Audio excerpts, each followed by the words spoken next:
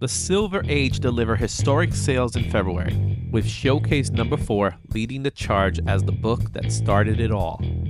Meanwhile, Marvel's biggest icons, Spider-Man, Iron Man, and the Fantastic Four, with strong sales across the board.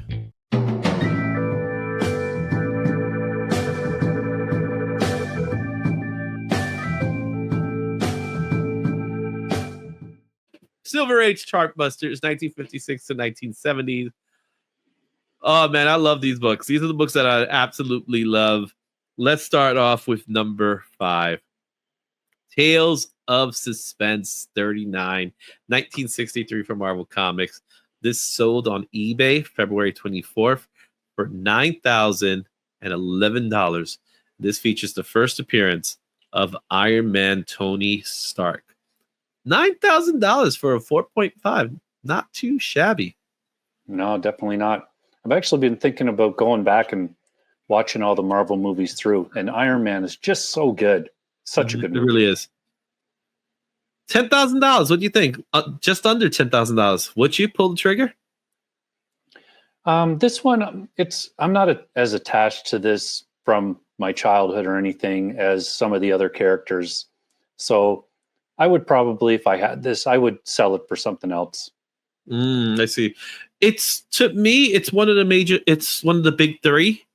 When I look at the Avengers, it's one of the big three. So if I was to have this, then I would have to work on getting the other two.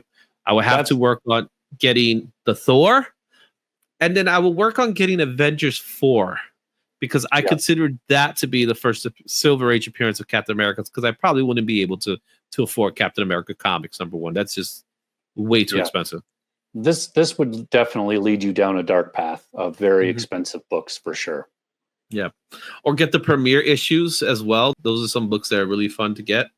So there you have it. Tales of Suspense 39, first appearance of Iron Man, came in number 5. At number 4, Amazing Spider-Man #1. This came out in 1963 from Marvel Comics. It sold on eBay on February 18th for $12,000. Second appearance of Spider-Man.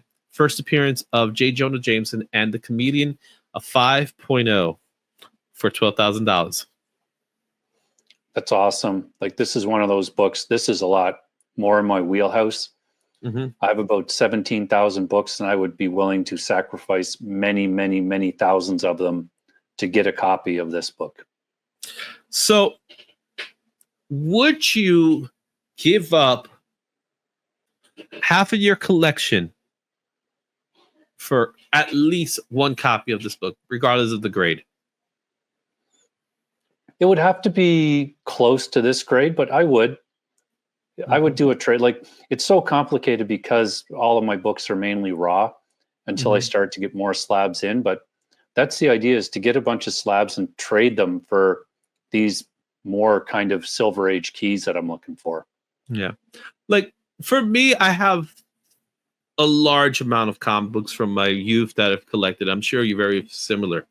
And for the most part, a lot of these books don't have that value. Yeah. Because they're reader books. We do it all the time. Every Wednesday, we go buy books. We know those books are not going to be worth anything afterwards, with the exception of one or two here and there. So by getting rid of a collection in order to get more quality, would it be worth it? Some people, the answer is yes. For some people, it's no, because it's very hard to get rid of a collection once you work so hard on. Yeah. And that's exactly it. And I think, with a lot of the newer books, you're 100% right. I enjoy them. Like, as you know, like, we talk about it every week. I read every book. If I don't like it, I don't get it. And I do buy just for covers sometimes. Like, I'm not going to say that I don't do that, but I more thoroughly enjoy a really good story. And so that's why I keep buying comics. That's why I buy comics every week. But that being said, I would easily trade off and have much less volume for much greater quality. Cool. Yeah, I feel the same way, especially now that I'm at that stage where I'm like, I've run out of space. Yeah. When you run out of space, you're like, oh no, I got to make space. And with the amount of money you can make off of a collection, Will you make $12,000 off that collection? Depends on how big that collection is, really. However, it is interesting to say, like, would I get an Amazing Spider-Man #1 and then get rid of everything else? That's hard. You know what I mean? Yeah, for sure. Like, look at, as an example, in CLZ, like, I have my stuff sorted and by box. Like, I have 19 or 20 long boxes plus everything else I have. And most long boxes sit around, according to cover price, as about $1,500 value. And we both know, I'm sure you know as well, that the actual value of what I could sell that long box for, of just any pick a long box that has about $1,500 value, you'd be lucky to get, a couple $100 for that long box. Yeah, as just a bulk sale. Yeah, and that's why when I do, I try sometimes to vend myself. So I'm not a vendor. I'm gonna say that right up front. However, I do have opportunities to get a table at a convention, and in that table, I'll sell some of my books off. Right, I sell them at a fraction of the price, just so I could get them to walk. Yep. And what I always find interesting is how certain times they walk and sometimes they just sit there regardless of the price. Where you could have a book there that is easily a $25 book, but no one budged for it. Mm-hmm. They don't care. But it's a $25 book. They won't budge. But when you see something like this, it's a different story. You're gonna, like, I 100% agree. You can have, all these books out and not have one person look at them, and it's even a $50 book, and you're selling it for $10 and not unload it. Whereas if you have one of these up on your wall, you're going to have people looking at it almost every 10 or 15 minutes. Yeah, because they just want to see it. They want to be in its presence, in other words. Yeah. I agree. All right, Amazing Spider-Man #1 at number 4. Let's take a look at number 3. Fantastic Four #1. This book came out in 1962 for Marvel Comics. It sold on Comic Book Addiction. I've never really heard of this place. On February 18th at a fixed price of $13,150. This is obviously the first appearance of the Fantastic Four and the Mole Man. I mean, I'm not a huge fan of this cover. It is obviously a classic cover, but to me, again, I'm not attached to Fantastic Four, so this is a book that I would definitely sell off to get something else. It's a book that you mentioned it earlier with the historic value. I think this is the start of the Marvel Age of Comics. Yeah. Where this started it all. So I think for that, it's worth it. Just for that alone. People look at the Fantastic Four and there's Marvel's first family for obvious reasons. And I remember it used to have the tagline, "World's Greatest Comic." And I remember as a kid, it's like, is it really the world's greatest comic? Yeah. But it has that significant historic value to it. So for me, having the Fantastic Four #1 would be important. Yeah. I would have it as part of my collection.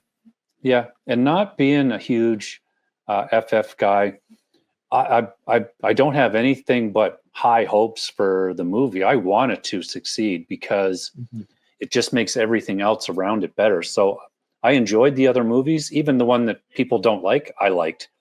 Yeah. Because I'm not embroiled in all of the history and all of that. I just enjoyed them as movies. So I'm really hoping for the new one. So yeah. $13,000, 3.5. Would you say it's worth its price? Yeah, like you said, it has a lot of historical significance. So I think the value's there for sure. Yeah. I think this might be an undervalued book, especially now that we have a movie coming up. I think the price is going to probably shoot up a little bit higher. Who's to say? Let's take a look at number 2. Another big one, Amazing Fantasy #15. This came out in 1962 from Marvel Comics.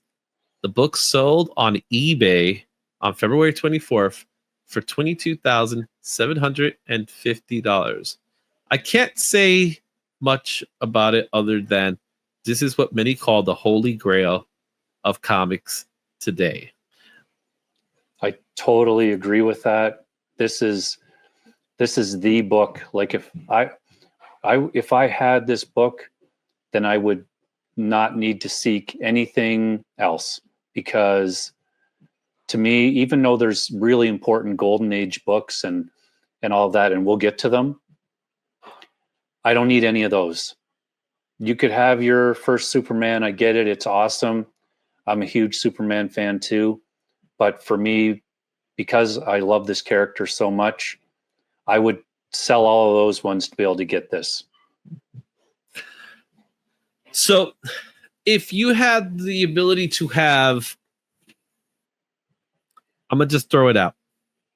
You had a choice. You could get a 9.8 Action Comics #1 or a 5.0 Amazing Fantasy.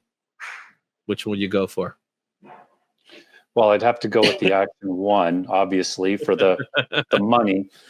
But I would sell it off and then you buy the Abbey. And I would buy this. If you didn't have the choice to sell it, you have to. In other words, you buying to keep. You cannot sell it. I don't know. That's a tough one. I don't know. Maybe the Action Comics, I guess, because that condition, that's insane. Mm-hmm. You have $1 million comic book. Yeah, but you can't sell it. You could display it. Yeah, I guess I could take a loan out against it and buy the book, maybe. Who knows? It's just one of those weird what if scenarios, right? Where you have to look at it from that perspective. That's why I said you can't sell it. That's why I said that. But if I said you could sell it, of course you'd take the Action Comics. I'll take the Action Comics all day. It's Spider-Man's first appearance, guys. It's a no-brainer. $22,000 for a 2.5. That's what people are willing to cough up for this book, because this is a book that always sells. It's a book that never, if you have it, if you're a dealer and you have it, you're guaranteed to sell it at one point or another. Guaranteed. Because someone's going to pick it up. And this is definitely one that if I ever had a chance to buy it, would buy graded, because it's just too many factors that make it too difficult to buy a raw copy. Yeah. Like, heaven forbid you bought a copy of this and then it comes back restored or something. I mean, it would just be absolutely heartbreaking. Yeah, I agree. There you have it. Amazing Fantasy 15 at #2. #1, Showcase #4, 1956 for DC Comics. This sold on eBay on February 28th at the fixed price of $23,000. This is the first appearance of Barry Allen, the Silver Age Flash, and who would eventually become his wife, Iris West. Meh.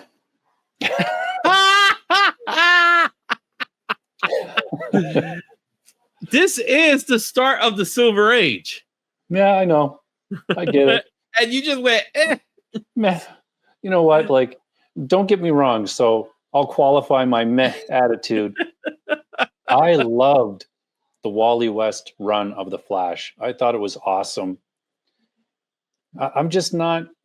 You're a Wally fan as opposed to Yeah, I appreciate the history of it for sure, but this book, it doesn't do much for me, really. Interesting. I love the Flash. He's one of my favorite characters, but I'm with you. I'm a Wally guy because that's who I grew up reading. Yeah. I grew up reading Wally at the, Barry died a noble death in Crisis, and I was okay with it. And I felt like he didn't need to come back. Yeah. Right? So, but he, like all things in comic books, he eventually has to come back because, of course, of movies and things like that. Even though Justice League, I do believe the Justice League cartoon is Wally, if I'm not mistaken. The cartoon, I think it is, yeah. So who's to say? And then now when you look at Flash, you kind of have elements of Wally embedded into Barry. So like, you know, like the Grant Gustin version of Flash to me is more Wally than it is Barry. Yeah, I totally agree with that. Yeah. This book ushers in a new era of comics.